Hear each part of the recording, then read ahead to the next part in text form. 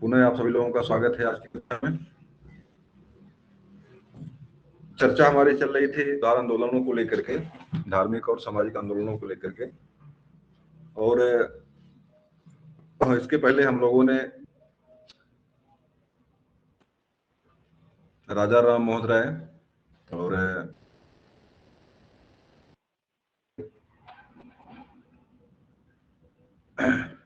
देखिए कई लोगों पर चर्चा हम लोगों ने किया, विवेकानंद पर भी है।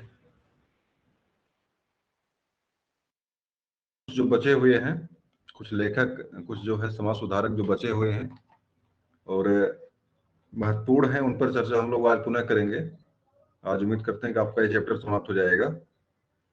तो सबसे पहले आपको ये देखिए कि कौन सा आंदोलन हुआ कहाँ पे था, ये इसकी जगह क्या थी, किस प्लेस पे इसको मतलब शुरू किया गया था।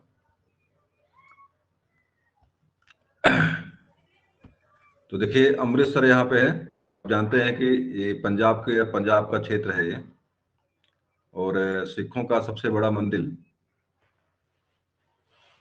आपके अमृतसर में ही है। अमृतसर के बारे में कुछ बताएगा कोई? स्वर्ण मंदिर कहाँ पे है? स्वर्ण मंदिर, सर स्वर्ण मंदिर आपके अमृतसर में ही है। अमृतसर का मतलब होता है कि एक तालाब वहां पे था, और उस तालाब में ही स्वर्ण मंदिर का निर्माण किया गया है। और इसी अमृतसर के तालाब के नाम से ही अमृतसर का शहर जो वहां बसा, वहां पे आप जानते हैं कि सिखों के गुरु जो है, आपके प्रथम गुरु कौन थे सिखों के? सिखों के संस्थापक, सिख धर्म के संस्थापक कौन है? तो बताए, सिख धर्म के संस्थापक कौन है? गुरु नानक। नानक, हाँ सही है। गुरु नानक है। देव। तलवंडी में इनका जन्म हुआ था। नानकाना जगह है, इसमें वर्तमान में नानकाना जगह आपके पाकिस्तान में पड़ती है, पाकिस्तान में पड़ती है। और एक बराबर मांग चलती है कि गलियारा बनाया जाए जिससे लोग वहां तक जा सके। बंटवारा में इधर उधर हो गया है। फिलहाल जो सिख है, जो पगड़ी बांधने वाली प्रथा, कड़ा पहनने वाली प्रथा, कंघा रखने, बाल रखने की व्यवस्था जो है, ये तो सबसे अंतिम गुरु ने व्यवस्था किया था। लेकिन सिख धर्म जो आपके है पंजाब और के अगल बगल क्षेत्रों में फैला हुआ है। तो अमृतसर जगह है जहाँ पे आपका स्वर्ण मंदिर का निर्माण हुआ था, गुरु अर्जुन देव ने कराया था। मंदिर का निर्माण शायद लोग कहते हैं सोने से हुआ, सोने से हुआ, चांदी से हुआ, फिलहाल बहुत महत्व नहीं देता। महत्व रखता है कि उसका निर्माण किसने करवाया था और है कहाँ पे। और ये अमृतसर आपका जो है सिखों का एक प्रमुख दार्शनिक स्थल है। और सिख धर्म में सुधार के लिए ही देखिए यहाँ पे नामधारी आंदोलन का चर्चा में आया था, नामधारी आंदोलन का नाम आया था बार बार। जी तो नामधारी आंदोलन और आंदोलन, तीन आंदोलन चलाए गए थे वहां पे, ताकि सिखों में जो थोड़ा सा दिक्कतें आई हैं या उसमें जो समस्याएं खड़ी हुई हैं, कुछ कुरीतियां वहां पे मतलब सिख धर्म में आ उसको सही किया जाए। इसको लेकर के तीन आंदोलन चलाए गए थे वहां पे, और सुधार, बहुत सारे सुधार किए गए उसमें। तो नामधारी आंदोलन, अकाली आंदोलन और सिंह सभा आंदोलन, इसका तीनों से तात्पर्य किससे आपके हैं, ये सिख धर्म से संबंधित है। उसमें सुधार के लिए इसको जो वहां पे किया गया था। अलीगढ़ आपके यूपी में ही पड़ता है। जी और अलीगढ़ में चर्चा हुई थी, हम देखिए दो तीन देखे। देवबंद, हमने कहा देवबंद कहाँ पे है, ये भी वहीं पे आपके देवबंद है। अहमदिया आंदोलन भी आपका वहीं पे है। और अलीगढ़ मुस्लिम जो सर सैयद अहमद खां का आंदोलन जो चला था वहां पे, जी तो ये भी आपका वहीं पे है। मतलब अलीगढ़ विश्वविद्यालय में जो स्थापना जो हुई थी वहां पे, तो मतलब पहले वो देवबंद आंदोलन और अहमदिया आंदोलन दोनों का संबंध आपके अलीगढ़ से है। पटना देखिए यहाँ पे आपका है, पटना माने बिहार, बहाली। और बिहार का संबंध बहावी आंदोलन से है। ये देखिए राजकोट आपका है।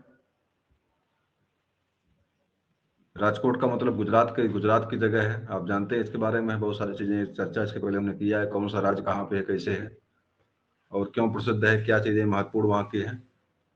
यही जगह, एक जगह यहीं पे और है, यहाँ पे बहुत बहुत फेमस जो है कि एक अभ्यारण्य यहाँ पे है, या आप कह लीजिए कि क्या बोलते हैं उसको हम,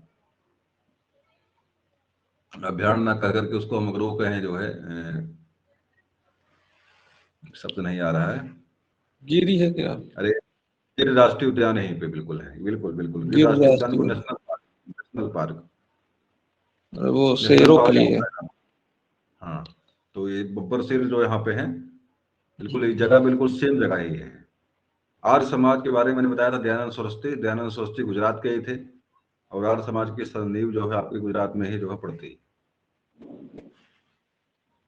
और बम्बई देखिए आपका महाराष्ट्र का क्षेत्र आपका ये है, और महाराष्ट्र में प्रार्थना सभा, प्रार्थना समाज और सत्य शोधक समाज, दोनों की जो नींव जो आपकी पड़ती है, जो जगह मिलती है आपकी महाराष्ट्र में है। महाराष्ट्र में जानते हैं सत्य शोधक समाज के संस्थापक आपके ज्योतिबा फुले थे। प्रार्थना फूले जी समाज के थे। बताइए कौन थे?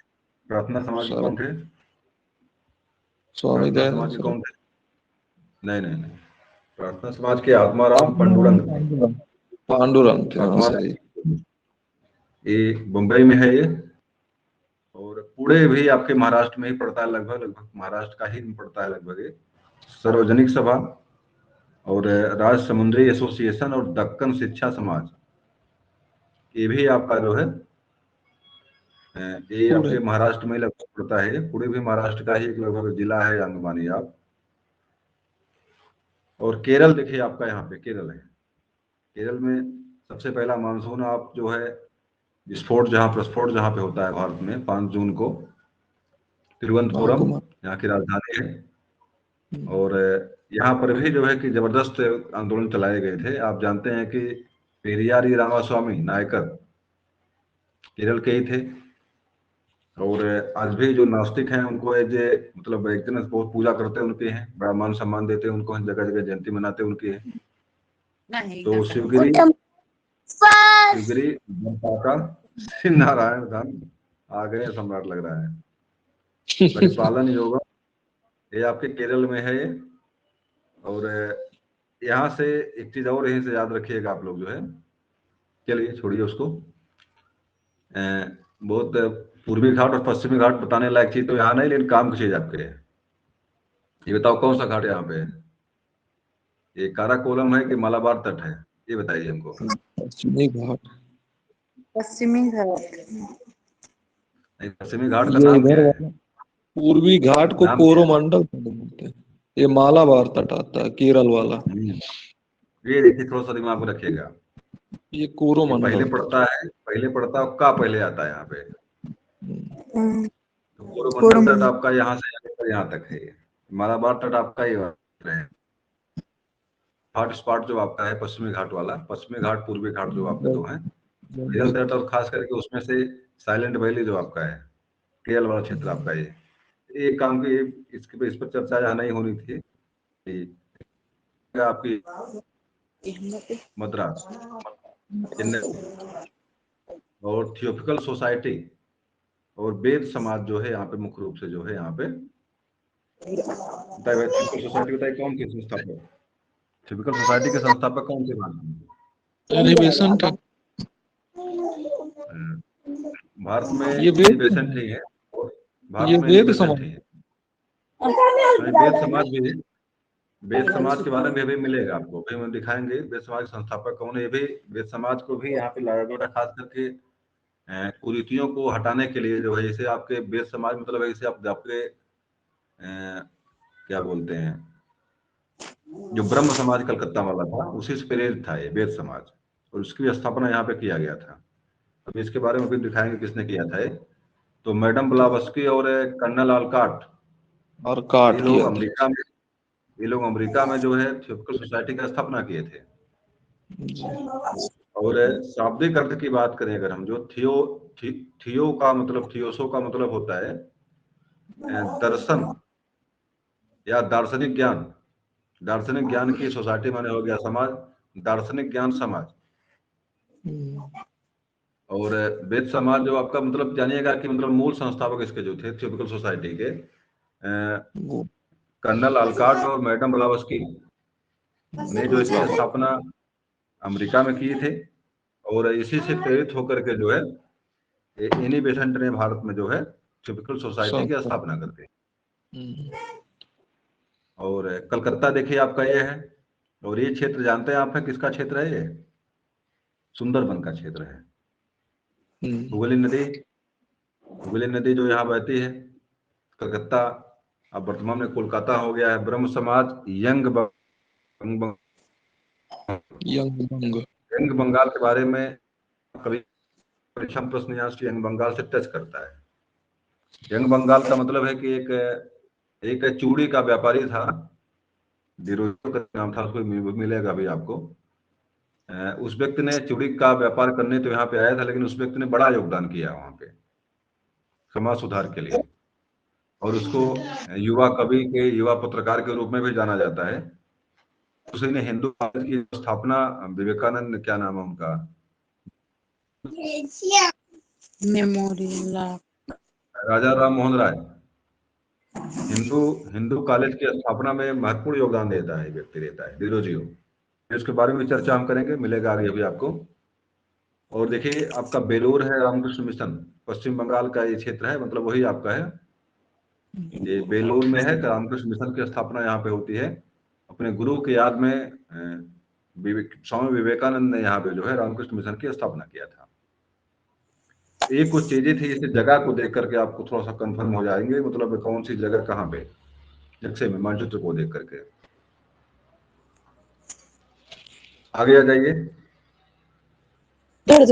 अब हम जो बचे हुए आपके हैं, थोड़ा सा उन पर चर्चा करेंगे। छोटे छोटे जरूर, लेकिन बड़े इंपॉर्टेंट आपके काम के हैं। हेलो, हाँ बताइए। एक क्वेश्चन है, हाँ बताएं। हाँ बताइए। प्रायद्वीपीय भारत का सबसे दक्षिणतम बिंदु कन्याकुमारी स्थित है। तो इसमें ऑप्शन दिया, कर्क रेखा के उत्तर में, मकर रेखा के दक्षिण में, भूमध्य रेखा के उत्तर में, भूमध्य रेखा के दक्षिण। पता नहीं आपको है? ये पता नहीं है? ये तो आना चाहिए, ये ना गबड़े पढ़ाना, हमारा भूगोल गबड़े है। मेरी पता नहीं है। कर्क रेखा के दक्षिण। ये देखिए, भारत का जो सबसे दक्षिणतम बिंदु है कन्याकुमारी आपका यहाँ पे। हाँ, और भारत के मध्य से कर्क रेखा गुजरती है, 8 राज्यों को टच करती है। ये आपकी विषुवत रेखा, नीचे इसके जो है विषुवत रेखा है, 876 किलोमीटर दूरी पे आपका, यहाँ से इतनी दूरी यहाँ से इसकी है, इस रेखा की दूरी इतनी है। मैंने बताया था कि अक्षांश इसका यहाँ पे है, इसे दूरी से इतना अक्षांश दूरी पे है। ये सब बताया नहीं मैंने आप लोगों को? बताया गया, लेकिन इसमें दिया कर्क रेखा के उत्तर में। कर्क रेखा आपकी मान लीजिए है, कर्क रेखा मान लीजिए आपकी है, उत्तर तो ऊपर हो जाएगा, तो ऊपर कहाँ जाएंगे आप? वही तो नहीं समझ में आ रहा, इसमें सही किया है वही, तभी तो कर्क रेखा के उत्तर कैसे होगा? कर्क रेखा के उत्तर जाएगा ही नहीं हो। कन्याकुमारी कर्क रेखा के उत्तर नहीं, कर्क रेखा के दक्षिण होगा। और क्या दिया उसमें? दिया कर्क रेखा के उत्तर में, मकर रेखा के दक्षिण में, भूमध्य रेखा के उत्तर में, भूमध्य रेखा के दक्षिण। मध्य रेखा के ये उत्तर। देखिए, मकर रेखा आपकी यहाँ पे, मकर रेखा आपकी देखिए है, ये विषुवत रेखा भी इसमें है आपकी, कर्क रेखा आपकी यहाँ पे, मकर रेखा आपकी यहाँ पे। तो भारत तो आपका जो बता, इसके बारे में चर्चा हम कर रहे हैं, आपका जो कन्याकुमारी आपकी यहाँ पे है, ये कर्क मकर रेखा के उत्तर में है, कर्क रेखा के दक्षिण में है। ये तो बात मानने वाली है, उल्टा कहीं तो नहीं पढ़ लिया आपने? नहीं, ये दिया है। आप उसमें सब ये दिया होगा, उसमें ये दिया होगा, जैसे मकर रेखा के उत्तर में है, मकर रेखा आपके यहाँ पे, इसके उत्तर में होगा, ये कर्क रेखा के दक्षिण में होगा। विषुवत रेखा के भी जो है कि विषुवत रेखा के जो है कि विषुवत रेखा के जो है कि उत्तर में होगा। तो कर्क की जगह पे मकर, आप मकर पे उल्टा लिख दिया होगा, या तो कुछ लिखने में गलती उसकी हुई होगी। मतलब जानिए कि आप जो पता आपको वही चीज अलग थोड़ा ना कुछ आ जाएगा। अगर लिखा गलत लिखा है, सीधे उल्टा लिखा हुआ गलत लिखा हुआ है। ये सब चीजें मैंने स्पष्ट बताया गया है, इसमें कुछ बचने वाली चीजें नहीं जो समझ में आपके ना आई हो यहाँ से, अगर पढ़े हैं शुरू से तब। चलिए, समझ में आ गई बात ना? अगर लिखा नहीं ऐसा समझ। होता लिखा गलत, चलिए लिखा तो गलत लिखा वहां पे। आ जाइए यहाँ पे, देखिए कुछ छोटी छोटी संस्थाओं के बारे में जो आपके 3 4 5 जो है महापुरुष थे जो सुधार किए, उनके अलावा कुछ छोटे छोटे लोग हैं जो महत्वपूर्ण परीक्षा में पूछे गए हैं, थोड़ा सा उनके बारे में जान लीजिए। जैसे देखिए एक सब नाम यहाँ पे आ गया, हेनरी विवियन डिरोजियो और यंग बंगाल। ये परीक्षा में कई बार आया हुआ है, भले ही छोटा सा है, भले छोटा सा काम इसने किया है, लेकिन परीक्षा में कई बार आया हुआ है। और मुख्य रूप से ये एक व्यापारी था और स्कॉटलैंड से भारत में आया था ये, और घड़ी साज था ये, मतलब घड़ी का व्यापारी था ये। आया तो घड़ी में घड़ी का व्यापार करने के लिए आया था यहाँ पे। लेकिन अब यहाँ देखिएगा कि क्या बोलते हैं, एक हिंदू हिंदू कॉलेज जो विवेकानंद, क्या नाम है, जो ब्रह्म समाज के संस्थापक थे, क्या नाम था उनका, राजा राम मोहन राय। राजा राम मोहन राय के सहयोग से जो है, राजा राम मोहन राय उससे मतलब चर्चा करते हैं हेनरी एल डिरोजियो से, और हेनरी एल डिरोजियो ने मतलब जमीन लेकर के वहां पे हिंदू कॉलेज की स्थापना करता है। तो इस तरह से मतलब इस व्यक्ति का सबसे बड़ा योगदान तो यही था कि मतलब एक पारसी था व्यक्ति ये, और भारत का था भी नहीं, फिर भी इसने हिंदू कॉलेज की यहाँ पे नींव डालता ये है। सबसे बड़ा योगदान इसका पहला तो यही है। 17 साल की उम्र में जो है भारत आता है ये, तरुण हेनरी लुई विब्रियन डिरोजियो, और विद्यार्थियों को अत्यधिक आकर्षित करता है और बौद्धिक क्रांति को जन्म देता है। इसीलिए इसे जो यंग बंगाल क्या नाम है, सामूहिक रूप से जो है डिरोजियो के विद्यार्थियों ने, जिन्हें सामूहिक रूप से यंग बंगाल कहा जाने लगा, मतलब यंग बंगाल क्या नाम है, बंगाल का युवा। तो जो भी विद्यार्थी थे उस व्यक्ति ने इसे मतलब यंग बंगाल के नाम से इनको नाम दिया यहाँ पे हेनरी एल डिरोजियो को, और इसे बंगाल का युवा कहा जाता है, बंगाल का युवा। और इसके साथ एक शब्द और यहीं पे जुड़ा हुआ, इसके पहले आया था, और इस व्यक्ति ने मतलब बंगाल में बहुत सारे काम डिरोजियो ने किया यहाँ पे। ये कुछ और देखिए क्या चीजें इसके बारे में।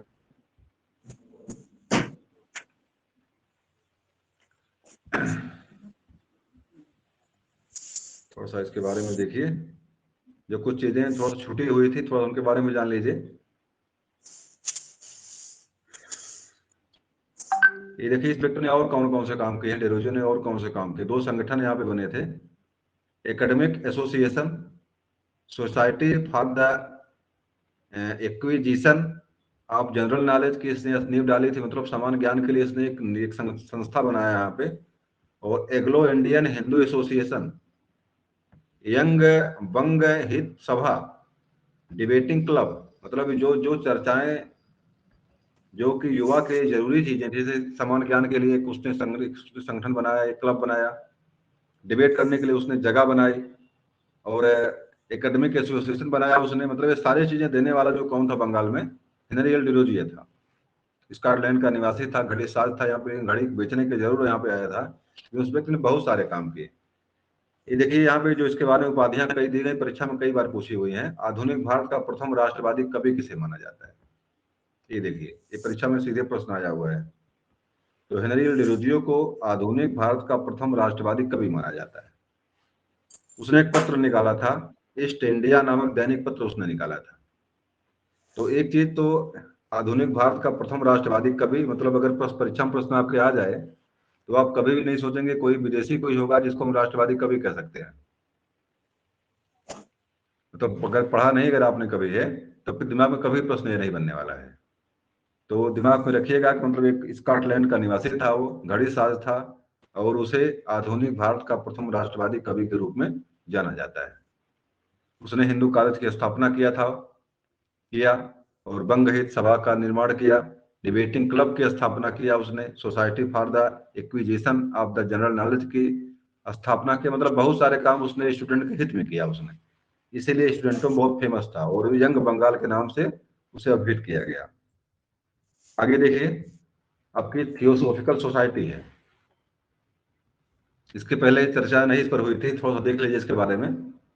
इसकी मूलतः नींव जो है 7 सितंबर 1875 में पड़ती है। मैडम ब्लावस्की एक रूसी महिला थी और कर्नल हेनरी अलकॉट अमेरिकी सैनिक थे। एक रूसी महिला और एक अमेरिकी सैनिक दोनों लोगों ने मिल करके न्यूयॉर्क में, न्यूयॉर्क माने संयुक्त राष्ट्र संघ में, संयुक्त राज्य अमेरिका में इसकी स्थापना की। यूएसए में इसकी स्थापना करते हैं। कौन दो लोग करते हैं? मेरी आवाज आप लोगों को मिल रही है ना? मेरी हाँ, आवाज तो मिल रही है। मिल रही है। अमेरिका में कर्नल हेनरी अलकॉट और मैडम ब्लावस्की दोनों लोगों ने मिल करके अमेरिका में न्यूयॉर्क में जो है आपकी थियोसॉफिकल सोसाइटी की स्थापना होती है। देखिए यहाँ पर लिखा हुआ है शब्द कैसे कैसे बना। थियोसॉफी शब्द दो ग्रीक शब्दों से बना। थियोस माने ईश्वर होता है और सोफिया माने होता है ज्ञान।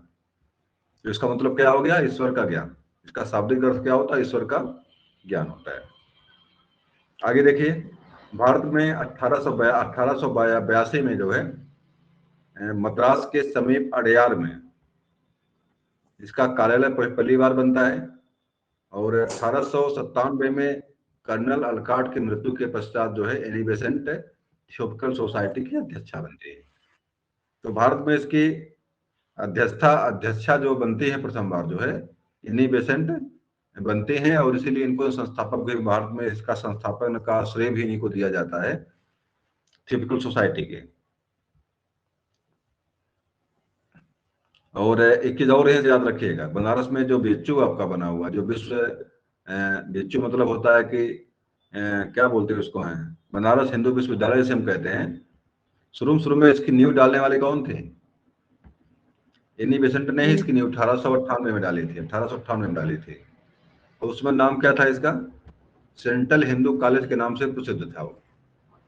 पुनः 1916 में मदन मोहन मालवीय के प्रयासों से जो है बनारस हिंदू विश्वविद्यालय के नाम से अस्तित्व में आता है। मतलब शुरुआत इसकी किसने किया था? बिच्चू की, एनी बेसेंट ने ही किया था। 1898 में बिच्चू की स्थापना सेंट्रल हिंदू कॉलेज के नाम से एनी बेसेंट ने ही किया था। एक चीज और यहीं से देखिएगा आप लोग, जो होम रूल लीग की बात कभी कभी आती है, आयरलैंड में शुरुआत इसकी हुई थी और इसी से प्रभावित होकर के एनी बेसेंट ने भारत में भी होम रूल लीग की स्थापना किया था। मतलब दो चीजें आप याद रखेंगे यहाँ से, थियोसॉफिकल सोसाइटी और होम रूल लीग, दोनों चीजों की स्थापना का श्रेय भारत में किसको है? एनी बेसेंट को है। अगला चीज देखिए, बड़ा एक व्यक्ति इंपॉर्टेंट है, ईश्वर चंद्र विद्यासागर। सोम प्रकाश परीक्षा में कई बार आया हो। सोम प्रकाश किसका पुत्र है? किसने निकाला इसको था, या कौन इसके संपादक थे? तो ईश्वर चंद्र विद्यासागर का नाम वहां से आता है। इनका मूल नाम ईश्वर चंद्र था। विद्यासागर, विद्या से, ज्ञान से इतने अधिक ज्ञानी थे, लोगों ने इनको विद्यासागर कहना प्रारंभ कर दिया और इनके साथ जुड़ गया ईश्वर चंद्र विद्यासागर। 1820 में इनका जन्म ब्राह्मण परिवार में हुआ था और संस्कृत कॉलेज के प्रधानाचार्य बने और अगाध पंडित थे। संस्कृत कॉलेज ने उन्हें विद्यासागर की उपाधि से उपाधि दिया था उनको, और इन्हें आख्यान पुरुष के बन कहा जाता है। एक चीज खास करके हम देखिएगा, जो उसके बारे में कोई भी पूछा है तो सोम प्रकाश जो अखबार है उसके बारे में परीक्षा में प्रश्न पूछता है। और विधवा विवाह को लेकर उन्होंने कुछ काम किया था। विधवा विवाह को लेकर, देखिए यहाँ थोड़ा सा कट गया है क्योंकि मैं इसको हटा देता हूँ यहाँ से, अभी हटेगा नहीं। चलिए उसे देखिए आप लोग, हट सकता है, एक मिनट। चलिए, तो विद्यासागर ने स्त्री जात के उत्थान के लिए महान कार्य किया और 1856 में कलकत्ता में पहली बार विधवा पुनर्विवाह एक्ट, मतलब विधवा पुनर्विवाह जो 1856 में जो बनता है, तो उसमें बड़ा योगदान था विद्यासागर का। तो मतलब स्त्रियों के उन्नति के लिए इन्होंने काम किया विद्यासागर जी ने। आगे आ जाइए। आधुनिक शिक्षा के प्रसार के लिए पर्दा प्रथा और बहुपत्नी प्रथा, बुराइयों के लिए भी उन्होंने आंदोलन प्रारंभ किया उन्होंने। मतलब पर्दा प्रथा, जो स्त्रियों में पर्दा प्रथा जो है, और बहुपत्नी, जैसे क्या है कि हिंदू परिवार, जैसे आपके दशरथ ही थे, दशरथ की 3 पत्नियां थी, और राम तो फिलहाल इक्के लोगों को शादी की है, लेकिन बहुपत्नी प्रथा जो है हिंदू समाज में भी लागू थी और मुसलमानों में तो आज भी लागू है। में बहुपत्नी प्रथा जो है आज भी है, हिंदुओं में भी इस तरह व्यवस्थाएं आज भी चल रही हैं। तो ये इसको लेकर के मतलब इसको लेकर के उन्होंने बड़ा आंदोलन किया और प्रयास किए कि इस तरह की जो समस्याएं आ रही हैं इसके लिए कानून बनाए जाए।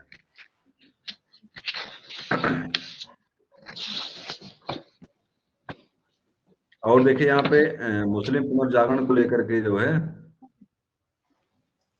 ये इसके बारे में कहाँ से आ गया ये, चलिए छोड़िए इसको देखना पड़ेगा कहाँ से आ गया था ये। चलिए, सर सैयद अहमद खान के बारे में थोड़ा देख लीजिए, जो आपके अलीगढ़ वाले जो विद्रोह हुआ तो थोड़ा के बारे में जान लीजिए क्या थे और कहाँ से थे। ये सर सैयद अहमद खान, ये अलीगढ़ जो आंदोलन शुरू हुआ था उसके नींव डालने वाले थे। और मुगल दरबार जो था उनके परिवार से संबंधित थे, मुगल वंश से संबंधित थे।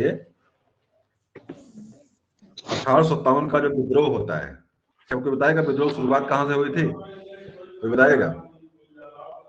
1857 के विद्रोह की शुरुआत कहाँ से हुई थी? बैरकपुर से सर। बैरकपुर। किसने किया था शुरुआत? मंगल पांडे। मंगल पांडे मंगल पांडे का नाम आता है और शुरुआत करने वाले वही थे। तो मतलब जब विद्रोह 1857 का हुआ था तो ये अंग्रेजों के पचहत्तर बने रहे, मतलब अंग्रेजों के साथ थे, अंग्रेजों के वफादार बने रहे। और इसी का लाभ इन्हें बाद में मिलता है। 1857 के मतलब विद्रोह के समाप्त होने के बाद जो है इनको सरकार ने विशेष ध्यान इन पर देती है।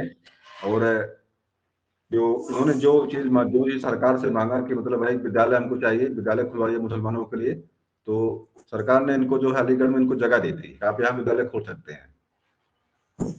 और अनुवाद समिति एक बनाई गई थी अंग्रेजों की, अनुवाद समिति में उन्होंने काम किया था। भाई कलम मेरी कहाँ चली गई, ठीक है मिल गई। अनुवाद समिति में काम किए थे और इस समिति का कार्यालय अलीगढ़ में था। वहीं से उर्दू में मुख्य रूप से की महत्वपूर्ण है, ये चीज आपके लिए महत्वपूर्ण है। 1875 में जो है अलीगढ़ में मोहम्मद एग्रो ओरिएंटल कॉलेज की स्थापना हुई थी। ये चीज आपके काम की, परीक्षा में कई बार पूछा हुआ है। 1875 में कई काम हुए हैं, जैसे अब इसके पहले भी आया था जो आपके वहां पे अमेरिका में जो उसकी स्थापना सिविल सोसाइटी की स्थापना हुई थी में ही जो है आर्य समाज की स्थापना हुई थी।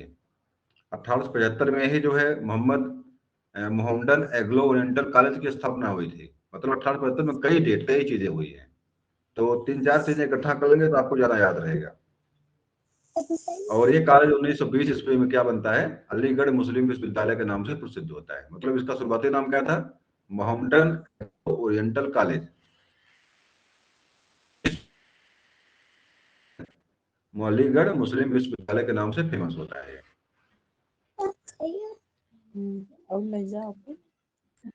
चलिए एक चीज यहाँ देखिए काम की आपके है, एक अखबार था परीक्षा में एक बार पूछा हुआ, कई बार पूछा हुआ है, तहजीब उल अखलाक।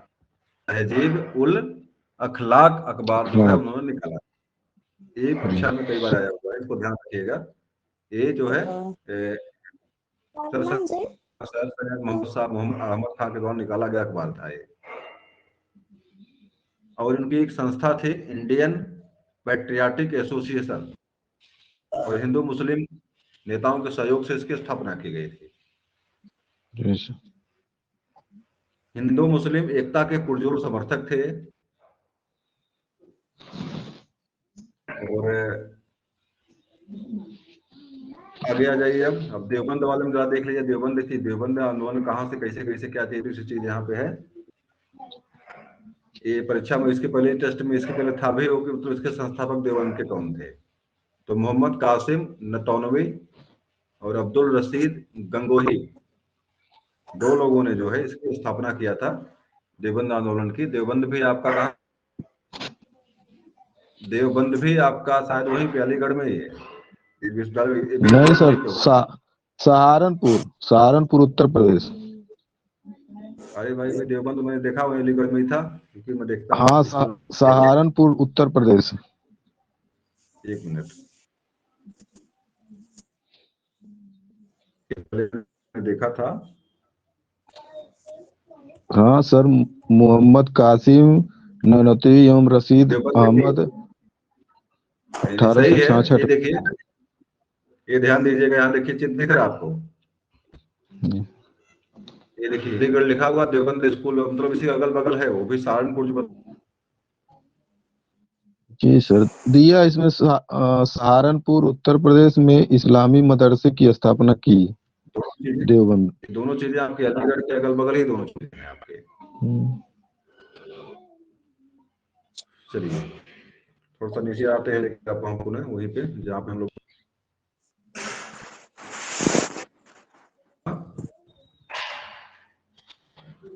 चलिए अब देखिए, आपकी बात आ गई मुख्य रूप से पारसी आंदोलन जो है। ये चीज आप इसमें कुछ चीजों का कुछ लोग बड़े इंपॉर्टेंट है इसमें, और बार बार इनका नाम आपकी परीक्षा में पूछा जाता है।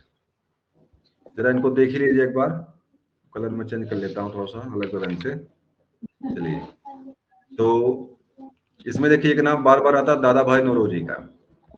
जी, ये बड़े इंपॉर्टेंट है और पारसी समाज से संबंधित है। पारसी माने, जरथुस्त का नाम सुना होगा आप लोगों ने, जरथुस्त का नाम सुना होगा। ये बताइए, पारसी धर्म की पुस्तक का नाम बताइए कोई हमको। पुस्तक कौन सी है? जैसे आपका मुसलमानों का कुरान है, जैन हिंदुओं का आपका दवेश वेद है। बताइए, नाम जैन दवेश बताइए। जैन दादा जैन अवेश का कुछ दवेश करके नाम, तो पुस्तक का हमें सही नहीं, नाम बिल्कुल ऐसे है आपका जो बता रहे हैं आप। जैन दवेश जैन दादा करके नाम है, पारसी धर्म की पुस्तक है वो। और आपके दादा भाई नौरोजी जो थे, पारसी का मतलब है कि ईरान, पारसी का मतलब होता है ईरान। जैसे पारस और फारस एक ही चीज, अलग अलग नहीं है। तो ईरान के निवासी थे, पारसी समाज से थे। और जेस्ता दावेद नाम था उसका, जेस्ता दा आवेद। इस धर्म की पुस्तक है। और पारसी धर्म में सुधार के लिए दादा भाई नौरोजी और कुछ नौरोजी, जैसे दो तीन लोगों का नाम यहाँ पे है, नौरोजी, फरदूनजी, और एक नाम यहाँ पे है आर के कामा, एल बंगाली। चार लोगों ने मिल करके जो है आपका काम यहाँ पे शुरू करते हैं। और इसी को हम जो है फारसी युद्ध आंदोलन के नाम से जानते हैं। और इन लोगों ने मिलकर के एक पार्टी बनाई, मतलब इन लोगों ने मिलकर एक सभा का निर्माण करते। इसका नाम था रहनुमाई मजदायसान। रहनुमाई मजदायसान नाम था उसका, उस सभा का नाम था रहनुमाई मजदायसान नाम था। और एक पत्रिका निकाला था इन लोगों ने, रास्त गोफ्तार। ये भी याद रखिए, रास्त गोफ्तार। इतनी चीजें आपको याद रखने लायक चीजें यहाँ पे हैं। और दादा नौरोजी, भाई नौरोजी जी के बारे में आप लोग जानते ही हैं। भारत के पितामह के, देखिए यहाँ पे लिखा हुआ भारत के पितामह, grand old man of India. ये चीज परीक्षा में बार बार टच करता है कि मतलब भारत के इसे क्या नाम देगा कि grand old man of India कौन है, या भारत के पितामह के नाम से कौन प्रसिद्ध है। और इनकी पुस्तक का नाम तो यहाँ नहीं दिया हुआ है, मैं बता दे रहा हूँ, पुनः एक बार सुन लीजिए उसको। The un British rule in India, the un British rule in India. और इसी पुस्तक में इन्होंने जो धन निकासी का सिद्धांत दिया था, अंग्रेज किस तरह धन जो है भारत से उठा करके इंग्लैंड ले जा रहे हैं। और उसी को धन अपहरण का सिद्धांत भी कहा जाता है। धन निष्कासन का सिद्धांत, चाहे धन अपहरण का सिद्धांत, ये सारी चीजें इन्हीं के लिए है। और इसी पुस्तक से संबंधित प्रथम बार जो है उन्होंने इस चीज के बारे में उसने दिखाया था वहां पे। और सबसे बड़ी बात है कि पर्दा प्रथा के विरुद्ध उन्होंने आवाज उठाई थी। पर्दा प्रथा समाज में आज भी लागू है, मुसलमान औरतों में खास करके औरतें पीछती हिस्से हैं। और हिंदुओं में भी शादी विवाह होने के बाद लोग कहते हैं भाई घर से बाहर ना निकलिए। समाज का एक आधा तबका जो है इसी पर्दा प्रथा के चक्कर में जो क्रिएटिविटी जो हमारी है या जो उत्पादन क्षमता हमारी घटा देता है। दबा दिया जाता है। औरतों की शादी हो गई, उसके बाद उनको जो घर के अंदर रहना, मतलब सारा काम बंद, उनका पढ़ाई लिखाई, स्कूल जाना आना सब बंद उनका। अक्सर ऐसा पहले, अब तो कुछ नॉर्मल हो गया है, मान लीजिए शादी होने के बाद भी लोग पढ़ लिख रहे हैं, आगे बढ़ रहे हैं। लेकिन शुरुआती स्टेज में बिल्कुल बहुत बृहद स्तर पर था ये। शादी हो गया तो काम खत्म। शादी होने के पहले भी जो है कि बाहर जाना, बाहर निकलना, आना जाना सब कुछ बंद, लगभग प्रतिबंध में ही रहता था। आज भी सारी चीजें साथ में चल रही हैं। और कहीं न कहीं समाज भी जिम्मेदार इसके लिए है, और हम लोग भी साथ में, उसी समाज के साथ हम लोग भी आते हैं। तो थोड़ा सा जो चीजें इन लोगों ने किया अभी तक, वो चीजें लगातार समाज में चल रही हैं, हो रही है कहीं न कहीं से। और देखिए यहाँ पे कन्याओं की शिक्षा के लिए विशेष ध्यान दिया इन लोगों ने। कन्याओं के मतलब बालिकाओं की शिक्षा के लिए अथक प्रयास करते हैं। पर्दा प्रथा के विरुद्ध उन्होंने आवाज उठाई। और दादा भाई नौरोजी के बारे में थोड़ा सा आप लोग जानिएगा, ये इस प्रश्न इनसे पूछता है। इनकी एक संस्था थी ईस्ट इंडिया एसोसिएशन, इन्होंने बनाया दादा भाई नौरोजी ने। और इंडिया पत्रिका का प्रकाशन किया इन्होंने। 3-4 चीजें, इंडिया पत्रिका का प्रकाशन, ईस्ट इंडिया एसोसिएशन बनाया ये। और इनकी पुस्तक का नाम याद रखिएगा जो बताया मैंने। और इसके पारसी धर्म के मतलब कौन कौन शुरुआती में थे, मतलब कौन किस लोगों ने शुरुआत किया। इनके अखबार का नाम याद रखिएगा, रस्त गोफ्तार और रहनुमाई मजादासान। ये चीजें कुछ थोड़ा कठिन लग रही हैं, लेकिन मान लीजिए थोड़ा पढ़े, लेकिन परीक्षा में आएगी तो आप दिमाग में आ जाएगा आपके। सिख धर्म में आ जाइए। सिख धर्म के बारे में सबको पता है।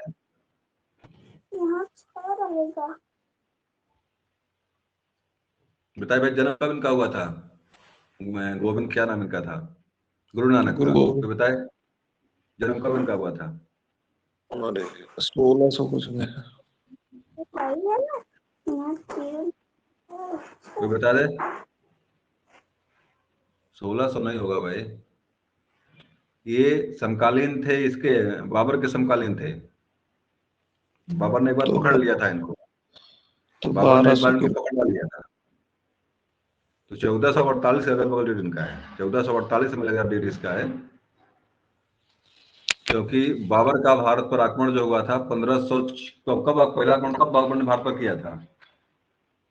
1526 में अगल बगल किया था उसने। 1526 का प्रथम युद्ध हुआ था ना,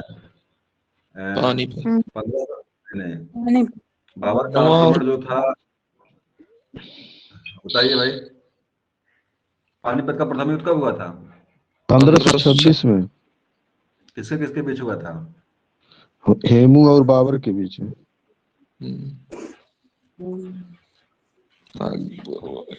अरे भाई 1526 में इब्राहिम लोदी और हुआ था, बाबर के, इब्राहिम लोदी और बाबर के बीच युद्ध हुआ था 1526 में। हम लोग इतना हम भी भूल गए क्या सारी चीजें, दुविधा में हम लग रहा आ गए हैं। पानीपत का प्रथम युद्ध जो कब हुआ था? 1526 में ही हुआ था। और किसके किसके बीच हुआ था? इब्राहिम लोदी और बाबर के बीच में हुआ था।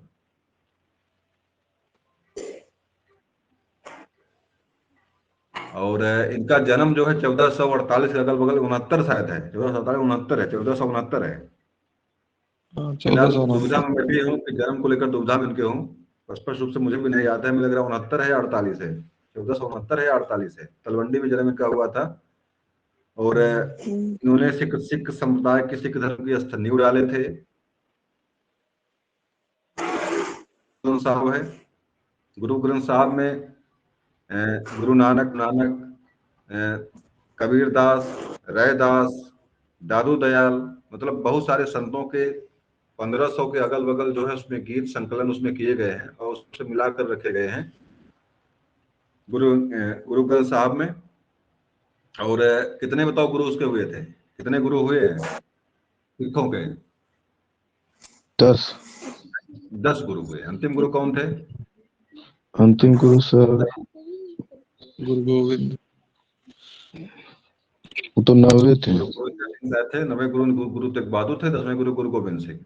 गुरु गोविंद सिंह ने कहा कि मेरे मरने के बाद कोई गुरु नहीं बनेगा, और गुरु ग्रंथ साहब ही हमारा गुरु है। क्योंकि जो गुरु बनता था और उसके मुगल उसके पीछे पड़ जाते थे, उसके मार देते थे, मार डालते थे।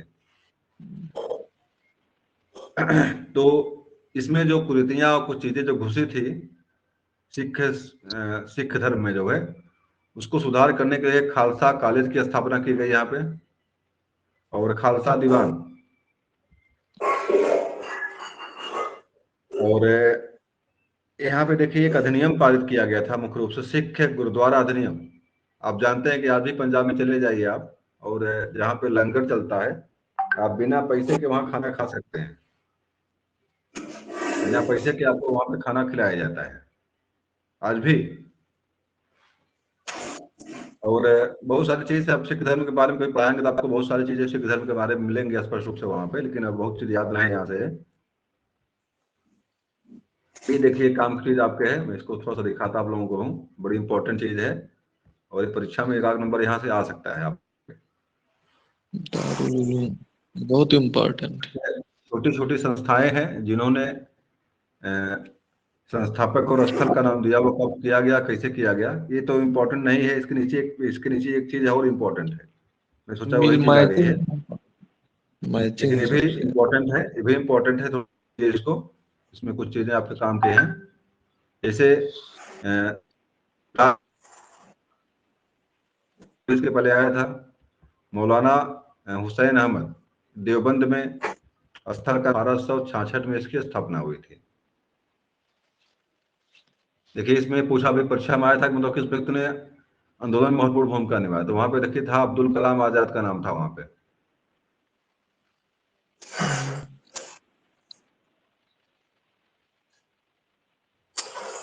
तो मुसलमानों में इस्लाम को पुनर्जीवित करने के लिए और सारी चीजों अच्छी चीज लाने के लिए उन्होंने काम किया था।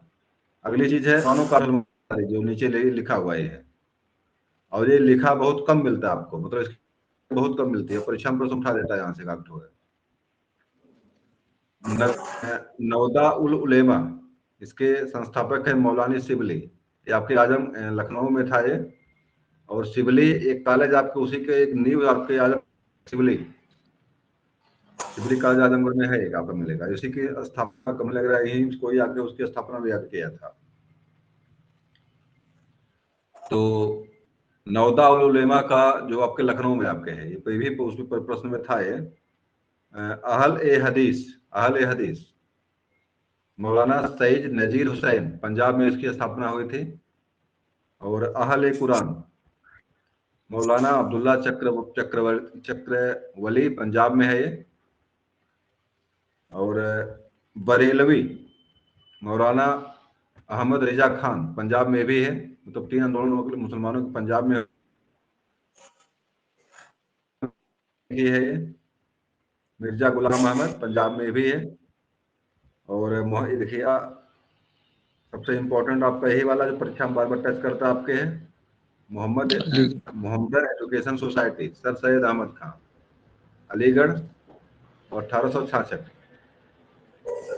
इसके बाद वाला जो चीज आपका ये बड़ा काम के आपके, ये मॉडर्न है, ये वाला काम के आपके, मतलब कौन सा एक्ट कब बनाया, किसने बनाया, उसमें गवर्नर जनरल कौन था, और सारे चीजें इसमें महत्वपूर्ण हैं। तो इसको देख लीजिए। नवजात कन्या हत्या कानून,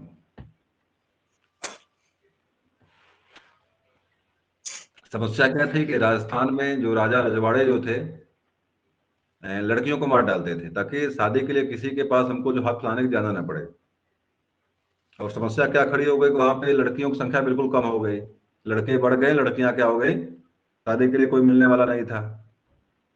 और इसी को देखते हुए जो है अभी वर्तमान में भी ये प्रक्रिया चल रही है छोटे मोटे स्तरों पर, लेकिन बहुत सारे नियम कानून बनाए गए हैं, फिर भी जो है चल रहा है कहीं कहीं से। अभी अपने आप को समस्या है कि जाने दीजिए। फिलहाल नवजात कन्या हत्या कानून पाबंदी लगाई थी, और डेट क्या है इसका, 1775, 95, हाँ 1795 है। बाल हत्या निरोधक कानून है, बाल हत्या निरोधक कानून 1804 में। बाल हत्या क्या चीज बताइए, बाल हत्या क्या चीज है? इसमें जानते हैं क्या होता था, जो जिस शूद्र के घर कोई बच्चा जब पैदा हो तो बाबा लोग गंगा लाभ दिलवाते थे उसको, लड़का कोई पैदा हो गया तो गंगा लाभ देने जाता था वो। गंगा लाभ का मतलब है गंगा जी में जाकर फेंक आता था वो। तो लड़का पैदा पहली बार अगर हुआ किसी शूद्र के घर, तो बाबा लोग सोचते थे भाई पहला लड़का मजबूत होगा, बुद्धिमान ज्यादा होगा, बलशाली होगा, तो क्या किया जाए, इनका पहला लड़का क्या कर दिया जाए, धर्म कर्म के चक्कर में उसको जो है गंगा जी में फेंकवा देते थे। और धर्म के चक्कर में आकर अभी सोचा था मैं गंगा जी को पहला बच्चा दे दूंगा, मुझे मेरे संतान और जो होंगे बढ़िया होंगे। तो धर्म इतना हावी था जो है, मतलब दिमाग के ऊपर जो है, आज भी हावी है, तब भी हावी था। लेकिन लॉर्ड वेलेस्ली ने इस पर पाबंदी लगाता है, 1804 का डेट है ये। और इस तरह करने वालों को उसने जो है कड़ी से कड़ी सजा प्रावधान करता है, लॉर्ड वेलेस्ली करता है।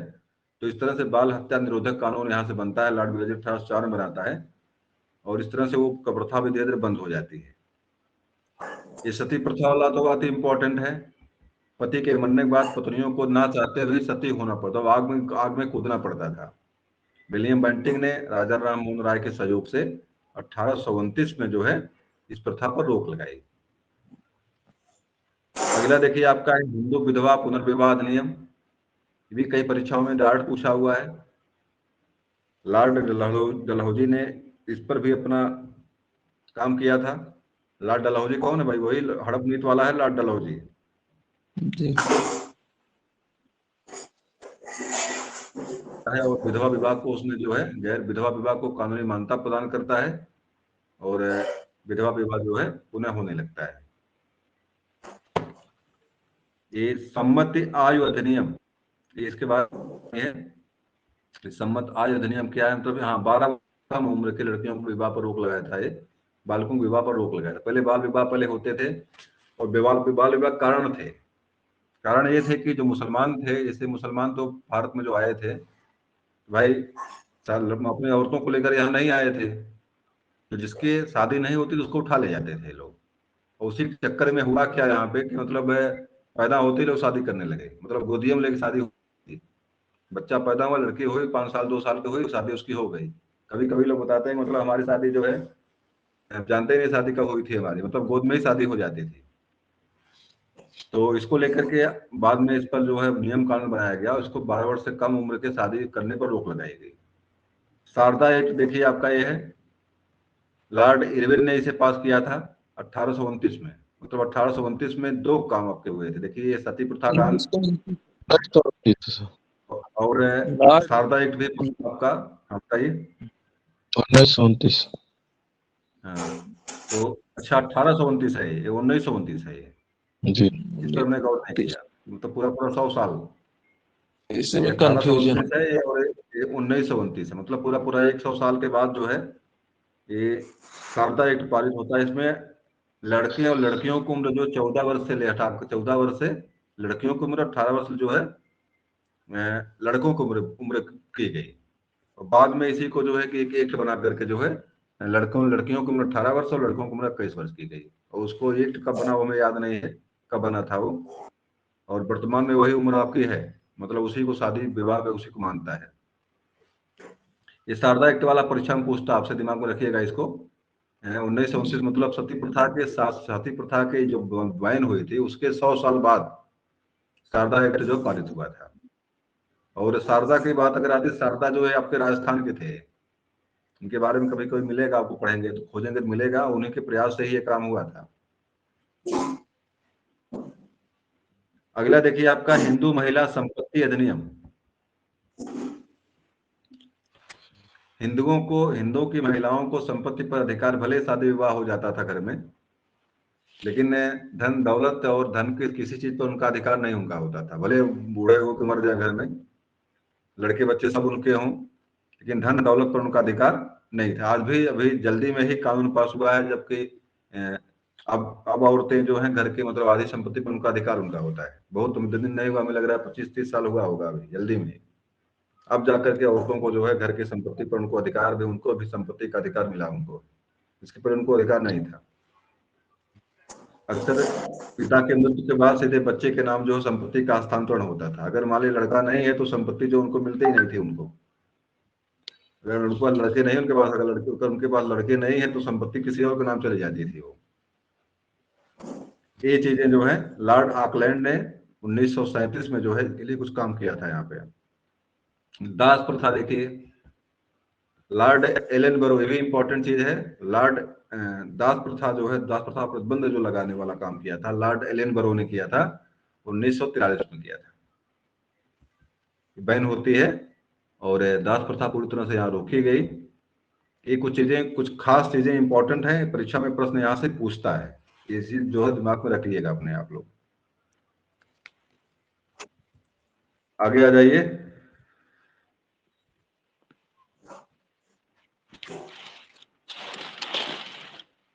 बाल विवाह देखिए यहाँ पे है। बाल विवाह के बारे में प्रथम बार उल्लेख कहाँ मिलता है और किस व्यक्ति ने इसके लिए प्रयास किया?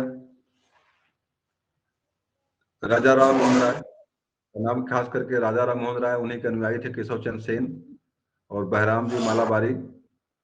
देसी बाल विवाह अधिनियम 1872 में पारित होता है और इसके बारे में तो स्पष्ट रूप से 18 वर्ष से कम आयु की वही चीज वहां दिया, वही चीज यहाँ पर भी है, कुछ अलग नहीं यहाँ पे दिया हुआ है। और नया जो एज है वो भी नहीं दिया यहाँ पे है। चलिए, सती प्रथा के बारे में देखिए, प्रथम उल्लेख जो मिलता है सती प्रथा के बारे में, ये देखिए एरड़ अभिलेख है। ये किस परीक्षा में एक बार पूछा गया था, एरड़ अभिलेख का लेखक कौन था, कोई बताएगा? एरड़ अभिलेख का लेखक कौन था और इसका संबंध किससे है? ये नाम था हरिशेर, नाम था उसका, हरिशेर जी। और प्रथम बार इस पर प्रतिबंध किस लगाने वाला था? सिकंदर। सिकंदर ने प्रतिबंध लगाया था।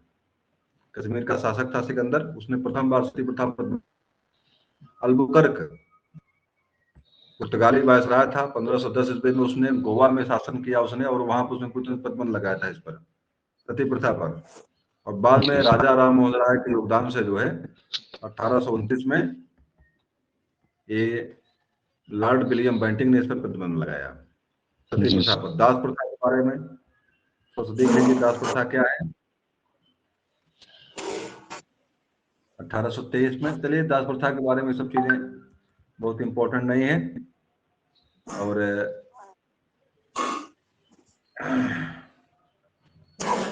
चलिए वही चीजें जो वहां पे थी वही चीजें घुमा फिरा के यहाँ पे है।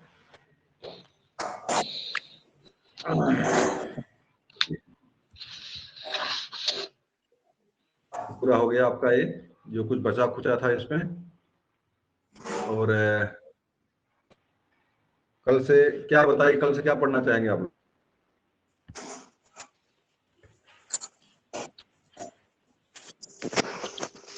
चर्चा हम लोग स्वतंत्रता संग्राम को लेकर करेंगे या पुनः कुछ बैग लौटे वहां से?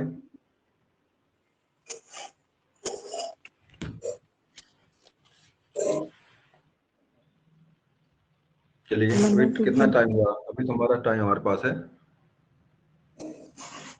8:30। अब आपको हम ले चलते हैं स्वतंत्रता संग्राम की तरफ ले चलते हैं। जो 1857 की जो क्रांति हुई उसको उस पर चर्चा थोड़ा सा हम लोग कर लें। 1857 की क्रांति को लेकर के उसमें क्या क्या हुआ था, क्यों हुआ था और क्या क्या चीजें वहां परीक्षा में आपके आने वाली हैं। तो सीधे हम ले चलते हैं आपको 1857 की क्रांति को लेकर के।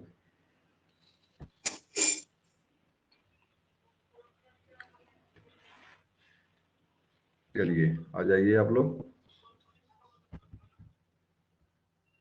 स्वतंत्रता संग्राम आपका है, बाबा साहब आ गए आपके। चलिए,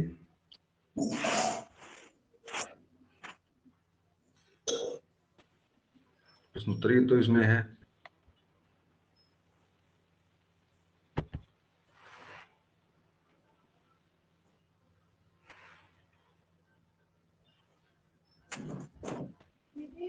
हाँ, पूरा बंद है। अरे आपकी आवाज भी यहाँ तक आवाज आ रही है। दरवाजे बंद करने जा रहे हैं। हाँ,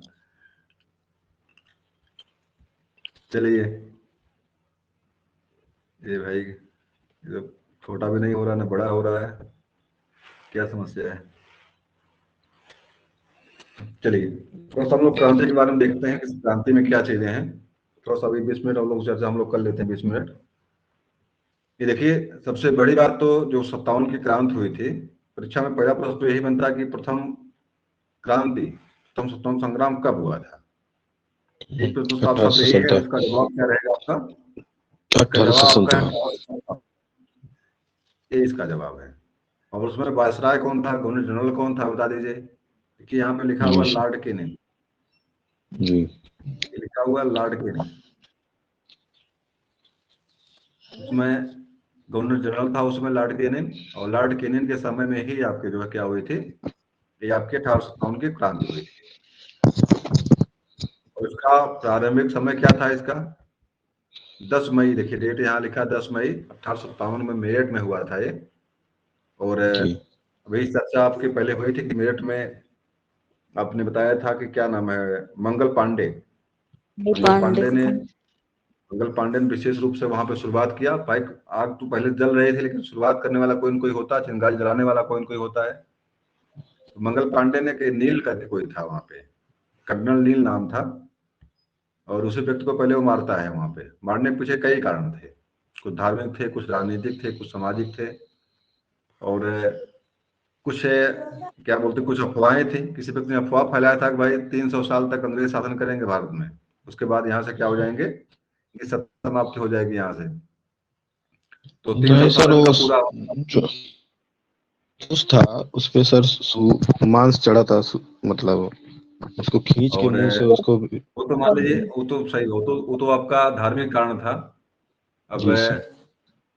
आपका जो उनकी बंदूक थी, जी उस बंदूक पे जो काटने की व्यवस्था, कारतूस, जो उसमें कारतूस माने गोली जो भरते थे, उस गोली के पीछे एक चर्बी लगी हुई थी।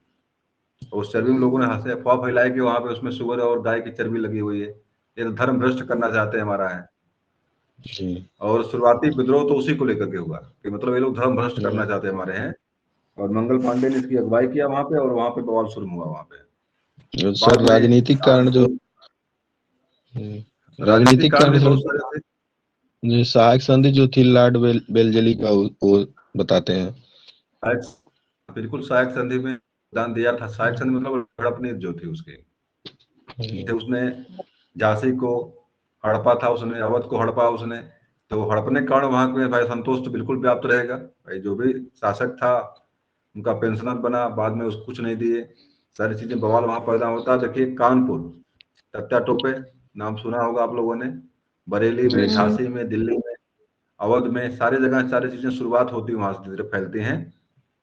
और पूरी तरह से पूरे भारत में, क्योंकि एक चीज और जानिएगा, इस क्रांति में जनता ने कम योगदान दिया था, मतलब जनता नहीं पूरी तरह से लगी। तो सैनिक विद्रोह, इसको लोगों ने कहा सैनिक विद्रोह था ये, क्योंकि सैनिकों विद्रोह। ने ही जगह जगह विद्रोह किया और इन्वॉल्व हुए थे वही है।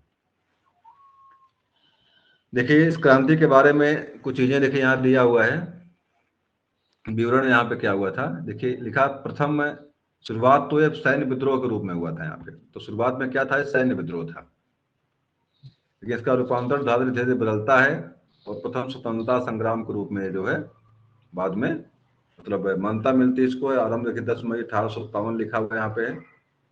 और मुख्य स्थल कौन कौन से थे, मेरठ थे, मेरठ में शुरुआतें इसकी होती है, बैरकपुर छावनी से। कानपुर, तत्या टोपे ने बागडोर संभाला वहां से कानपुर में। ये कहाँ से आ गया भैया, बरेली, झांसी, दिल्ली, अवध। ये कहाँ से गायब हो गया है तो पूरी तरह से, ये लोग कहाँ से फाट पड़े इसमें। चलिए प्रचार करते हैं गायब कि हो यह गया खरदालान। ये सब गायब हो गया कहाँ से भैया, कहाँ से खुल गया ये। कहाँ गिर गया। कानपुर शब्दकोश ज्ञान हिंदी, कानपुर शब्दकोश आ गया कहाँ से ये कहाँ से आ गया? ये बंद हो गया आकर के हैं? ये कहाँ गया ये, कैसे कटेगा, अच्छा काट रहे हैं यहाँ से। चलिए डायरेक्ट नेट से तो ऑन है, पीडीएफ होती तो सही थी। आ गया सर। हाँ, ये पीडीएफ होने में समस्या नहीं आती। तो हम्म। देखिए प्रमुख व्यक्ति में मंगल पांडे का नाम, मेरठ वाले में रानी लक्ष्मीबाई का नाम आपका झांसी से आता है, जी तत्या टोपे कानपुर से, और नाना साहब भी कानपुर से ही थे, केशव बरेली से कौन था? बहादुर शाह का नाम दिल्ली से आता है। देखिए बहादुर शाह आ गए, छूते ही आ गए बहादुर शाह पूरी तरह से। बताइए। हाँ क्या? बरेली से। बरेली से तो भाई नहीं कोई मिला हमको अभी तक। है कोई? बताए। कोई बरेली नहीं। से भी कोई है? चलिए। नाम आता है, पूरा नाम सुन लीजिए इनका, जफर सिराजुद्दीन मोहम्मद बहादुर शाह जफर। और बारिश की। और जानते हैं आप लोग रंगून में इसकी मृत्यु हुई। अंग्रेजों लोगों ने गुलाम बनाकर इसको जो है बर्मा भेज दिया था, वहीं पर 1862 में इसकी मृत्यु हो जाती है। जी सर। नाम था अकबर शाह दुखी और लालबाई माता का नाम था। और स्किन नहीं दिख रही है। स्किन नहीं दिख रही है। बरेली, बरेली से सर थे खान बहादुर। खान हाँ क्या बहादुर। नाम था? बरेली से खान बहादुर खां थे। सही है। खान बहादुर खां। जी सर। चलिए चलिए ये हम चलिए आगे हम लोग चर्चा करेंगे, जब कुछ तैयारी नहीं हो तो मजा नहीं आता है। उससे जग गई बेटा, सुसु आगे लगा चर्चा हम क्या? लोग कल करेंगे। चर्चा हम लोग कब कल करेंगे। और विषय हमारा रहेगा स्वतंत्रता संग्राम ही। हम लोग चर्चा करेंगे खास करके। कल चर्चा हम लोग करेंगे इस पर, तो तैयारी नहीं आ गई तो उसमें मजा नहीं आएगा। सही बात। क्लास आज के यही, कोई कोई किसी प्रश्न? ठीक है।